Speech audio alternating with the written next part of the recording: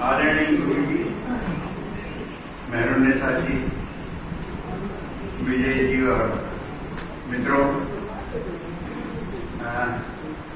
सबसे पहले तो मैं उस जूरी के प्रति कृतज्ञ हूँ, आभारी हूँ जिन्हें मेरा इस पुरस्कार के लिए चयन किया। हिंदी साहित्य सम्मेलन के प्रति आभारी हूँ और पलाश जी के प्रति ये अवसर मुझे मिला। मान मामा से हम लोग बहुत यानी उस समय मिला करते थे जब मान मामा यहाँ थे, और मान मामा ने जब ये मान प्रसाद तिवारी जिन्हें कहा जाता था, उन्होंने जब इस पुरस्कार की कल्पना की थी मायाराम जी के साथ, तो जैसा अभी बताया था कि भगवती का वही श्लोक उनके मन में था कि कभी कोई समान धर्म आएगा इस युग में जो मुझे समझेगा। तो अक्सर वैसे इस पुरस्कार की जो मूल अवधारणा थी वो इस बात में थी कि हम उन लोगों को का स्मरण कर सकें जो जीवित रहते हुए भी कहीं स्मृति से विलग हो गए हैं, कहीं छिप गए हैं। इसीलिए सबसे पहले मुकुटधर पांडे को ये पुरस्कार दिया गया जिन्हें छायावाद नाम दिया। छायावाद आंदोलन का जो नाम देने वाले व्यक्ति थे वो थे मुकुटधर पांडे, और उन्हीं के लेख से ही, हालांकि उन्हें अपनी कविता के लिए उतना याद नहीं किया जाता जितना उनको उस लेख के लिए याद किया जाता है जिससे छायावाद के आंदोलन का नाम छायावाद पड़ा। उसके बाद वियोगी हरि जिनको हम लोग बचपन में कोर्स में पढ़ा करते थे कि मैं ढूंढता तुझे था जो कुंज और वन, खोजता मुझे था दीन के बदल में, जैसी कविताएं जिन्हें लिखी और जिनको हम लोग बचपन में पढ़ते थे, उनको दिया। इस तरह बीच बीच में ऐसा हुआ। हालांकि बहुत सारे उन लोगों को भी वो पुरस्कार मिला जो बहुत ख्यातनाम थे, जिन्हें सब जानते थे। परसाई जी को मिला, तो परसाई जी को कौन नहीं जानता। तो इस तरह भी बहुत सारे लोग हुए। अंचल जी को जब मिल रहा था तो बाबूजी यानी मायाराम जी ने मुझसे कहा कि अंचल जी के बारे में तुम्हें बोलना है। तो मैंने कहा अंचल जी के बारे में मैं नहीं बोल सकता, और अंचल जी का एक शुरुआती दौर है प्रगतिवाद का, फिर उसके बाद उनके तरह तरह के बहुत सारे दौर हैं।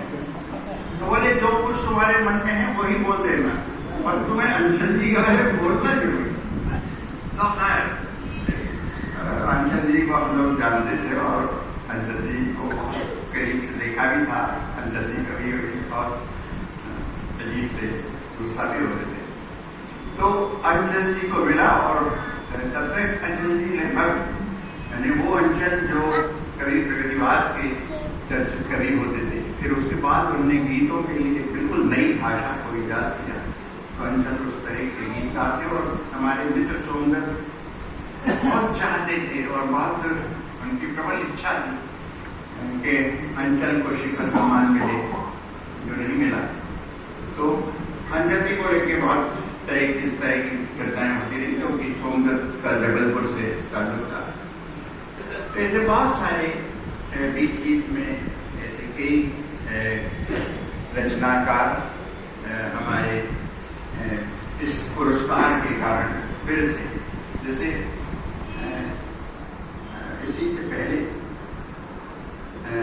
शाजापुर के एक कवि जो बहुत ही अच्छे कवि हैं, बहुत ही सज्जन व्यक्ति हैं, और झाला जी को ये पुरस्कार दिया गया।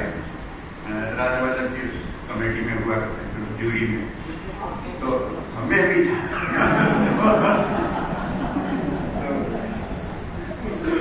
झाला जी उस छोटी सी जगह में कि वो एक ऐसे कवि थे जिनने हिंदी के कई महत्वपूर्ण कवियों को जन्म दिया, यानी कई महत्वपूर्ण कवियों को बनाया, क्योंकि उनने कविता का संस्कार बनाया शाजापुर जैसी जगह में। और विष्णु नागर यहाँ नहीं है, पर विष्णु नागर और नरेंद्र गौड़ जैसे बहुत ही हिंदी के बहुत अच्छे कवियों को कवि मानते हैं कि अगर उन्होंने कविता लिखना सीखा तो झाला जी के कारण सीखा। तो ऐसे बहुत सारे रचनाकार इस बीच में इससे पुरस्कृत हुए और ये हम सब के लिए बहुत गौरव की बात है। मेरे लिए ये बहुत ही सुखद क्षण है और खुशी का क्षण भी है कि ये पुरस्कार मुझे प्राप्त हुआ। और मेरे पास क्योंकि कविता नहीं है, पर टोपी अग्रवाल ऐसा नहीं कर सकते, तो इससे मुझे पढ़ने में इतनी दिक्कत होती है कि मैं क्या कर सकता हूँ। तो ये दे दिया गया है